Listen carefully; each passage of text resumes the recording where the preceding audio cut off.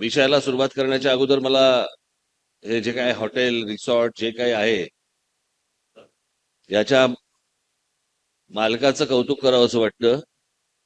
कारण दोघेही मराठी आहेत.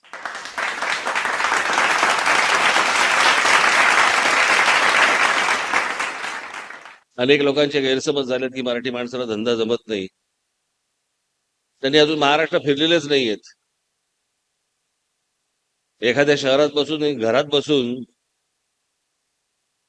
फक्त बोलायचं की मराठी माणसाला धंदा जमत नाही.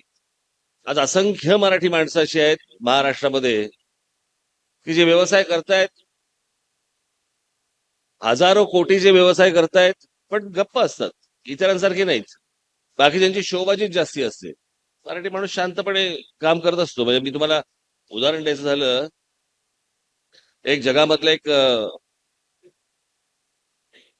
अत्यंत प्रतिथयश असं एक परफ्यूम आहे, अत्तर, ज्याचं नाव आहे शॅनल. त्याचे वेगवेगळे आकडे बिकडे असतात त्यांचे, शॅनल 5, शॅनल 4, शॅनल 3 वगैरे. तुम्ही कधी वापरलेले असाल तुम्ही सगळ्यांनी. त्याचा जो इसेन्स आहे, अर्क,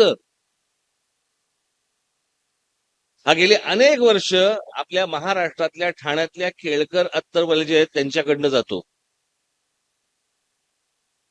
इथून तो अर्क तिथे जातो, तिथून ते परफ्यूम बनतं आणि ते आपण अंगाला लावतोय. आपण, आपल्याला माहितीच नाही आपली स्ट्रेंथ काय, आपली ताकद काय आहे.